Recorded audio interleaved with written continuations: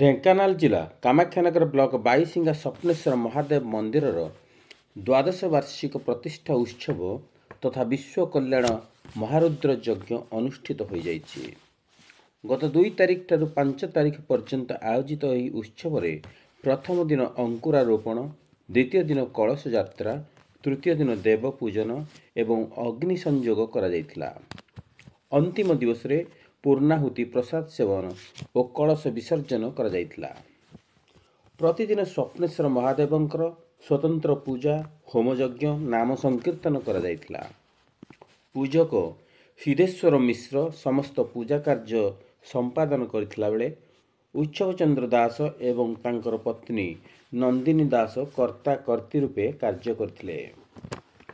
ମନ୍ଦିର ପରିଚାଳନା କମିଟିର ସଭାପତି ବ୍ରହ୍ମାନନ୍ଦ ଦେହୁରୀ ତଥା ପ୍ରମୋଦ କୁମାର ବେହେରା, ଶ୍ରୀଧର ସାହୁ, ରବୀନ୍ଦ୍ର ସାହୁ, ପ୍ରାଣବନ୍ଧୁ ମହାରଣା ଓ ପ୍ରଦେଶ ସାହୁ ଆୟୋଜନ ପରିଚାଳନା କରିଥିଲା ବେଳେ ସରପଞ୍ଚ ସନ୍ତୋଷ କୁମାର ସାହୁ, ତ୍ରିଲୋଚନ ସାହୁ, ବୈକୁଣ୍ଠ ସାହୁ, ଚିନ୍ମୟ ସାହୁ, ଦିବାକର ସାହୁ ଓ ଗ୍ରାମବାସୀମାନେ ସମସ୍ତ ପରିଚାଳନାରେ ସହଯୋଗ କରିଥିଲେ।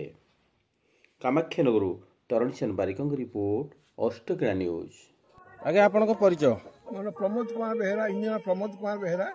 ମୁଁ ଆଷ୍ଟାନୀ ଇଞ୍ଜିନିୟର ହିସାବରେ ରିଟାୟାର୍ଡ କଲିଣି 1999 ମସିହାରୁ। ମୁଁ ଏଇ ମନ୍ଦିର କମିଟିର ଉପଦେଷ୍ଟା ହିସାବରେ ରହିଆସିଛି। ଆଉ ମନ୍ଦିରର ଉନ୍ନତି ପାଇଁ ବହୁତ ପରିଶ୍ରମ କରି ଲୋକମାନଙ୍କ ସହଯୋଗରେ ଗାଁ ଲୋକମାନଙ୍କ ସହଯୋଗରେ ମନ୍ଦିର ବର୍ତ୍ତମାନ ଯଜ୍ଞ ଆରମ୍ଭ କରିଛୁ। ଆଜି 12 ବର୍ଷ କମ୍ପ୍ଲିଟ୍ ହେବା ଉପରେ ହେଲାଣି। ତେଣୁ ଲୋକମାନଙ୍କ ସହଯୋଗ ଯେମିତି ଠାକୁରଙ୍କ ଆଶୀର୍ବାଦ ଥିବ ସେଦିନ ଯାଏ ଆମେ ଏସବୁ କରି ଚାଲିଥିବୁ ବୋଲି ଆଶା କରୁଛୁ। ଆଉ କେତେ ବର୍ଷ ହେଲା ଏ ଯୋଉ ମନ୍ଦିର ପ୍ରତିଷ୍ଠା ଉତ୍ସବ ଆରମ୍ଭ କଲା? 12 ବର୍ଷ ହେଲାଣି ମନ୍ଦିର ପ୍ରତିଷ୍ଠା ଆରମ୍ଭ ହେଉଛି। ଆଚ୍ଛା, କେତେ ଜଣ ବ୍ରତୀ ଅଛନ୍ତି? 70 ଜଣ ଅଛନ୍ତି। ଏହା ପାଇଁ ସରକାରଙ୍କର ଅନୁଦାନ କିଛି ରହୁଛି କି? ସରକାରଙ୍କ ଅନୁଦାନ କିଛି ରହୁନାହିଁ। କେବଳ ଆମର ଗାଁ ଲୋକମାନଙ୍କ ସହଯୋଗରେ ଘର ଘର ମାଗି ସେ ଆମେ ସବୁ ମନ୍ଦିର ସବୁ ପ୍ରକାର ଠାକୁରଙ୍କର ଏଇ ଯୋଉ ଯଜ୍ଞ ଆରମ୍ଭ କରିଛୁ। ଠିକ୍ ଅଛି, ଧନ୍ୟବାଦ। ଆଜ୍ଞା, ଆପଣଙ୍କ ପରିଚୟ? ମୋ ନାଁ ପ୍ରାଣବନ୍ଧୁ ମହାରଣା, ମୁଁ ଏ ଗାଁର ଅଧିବାସୀ। ବାଇଶିଙ୍ଗା ସ୍ୱପ୍ନେଶ୍ୱର ମନ୍ଦିରରେ ବାର୍ଷିକ ଉତ୍ସବ ଚାଲିଛି, ସେ ବିଷୟ ନେଇକି ଆପଣ କ'ଣ କହିବେ? ଏଇଟା ତ ହେଉଛି ଦ୍ୱାଦଶ ବାର୍ଷିକ ପ୍ରତିଷ୍ଠା ଉତ୍ସବ।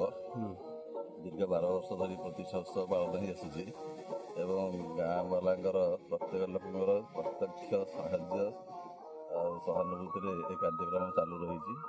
ଏ ବର୍ଷ ବି ପାଖାପାଖି 70 ଜଣ ଆମ ବ୍ରତୀଙ୍କୁ ନେଇକରି ଏ କାର୍ଯ୍ୟକ୍ରମ ଚାଲୁ ରହିଛି। ଆଉ ବାଇଶିଙ୍ଗା, ତାଳଗୋଡ଼, ବାଇଶିଙ୍ଗାର ଆସିକ ନୂଆ ସାହି ଏ ସମସ୍ତଙ୍କର ପ୍ରତ୍ୟକ୍ଷ ସାହାଯ୍ୟ ସହଯୋଗରେ ଏ କାର୍ଯ୍ୟକ୍ରମ ଚାଲୁ ରହିଛି ଏବଂ ଭଗବାନଙ୍କର ଇଚ୍ଛା ଅନୁଯାୟୀ ଏ କାର୍ଯ୍ୟକ୍ରମ ଚାଲୁଛି। ଧନ୍ୟବାଦ।